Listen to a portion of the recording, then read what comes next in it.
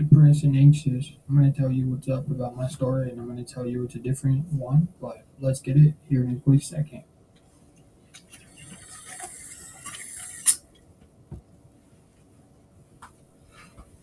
All right.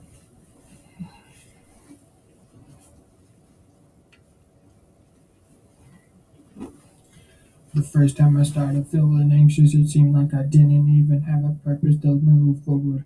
Yeah, it seemed like I wanted just to stay in my room. Yeah, I wanted to stay in my room no matter what I said. I was out smoking cigarettes. Next to you know, I show up to a therapist. Next to you know, she wants to end up prescribing me drugs. But I don't even know, but I keep running away. It seems like they want to end up having me being medicated no matter what you say. It's like deep inside. Deep inside, what can I do? I don't even know, but all these questions are a lot. What? Why'd you say that?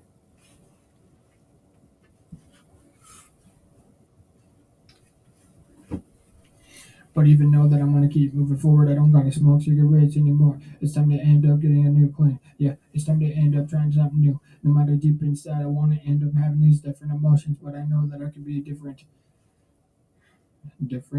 concerned, and anxious, worried, and all these different ones. Every single one you could ever think about, that's what I have felt. This is what brought me to music in the first place. Going from being anxious, feeling misplaced, and then showing up to a therapist, trying to make some new changes, not knowing at a young age what it would do when I got a little bit older. It's been very different and difficult to move. So she says she's there for me, but then she wants to backstab me. She wants to end up calling somebody and then having them come over. It's like, what? Like, what? Why would people end up backstabbing? And that's why she ended up asking that question. You need to keep worrying about all this. I have enough concerns in my life. Why do I need to take more drugs? Why do I need to take more alcohol, knowing that's going to put me somewhere? And I'm not, I don't want to end up turning out like the greats, but deep inside, if I had one shot to even make a difference, I'm going to make sure to do that in the right state of mind. Not being high, not being drunk, not being under a nicotine, even though the nicotine's been one of my biggest addictions since a young age. So, you know, welcome to my life. My dad would say, "Oh, well, yeah, that's great, but that doesn't answer any of my questions."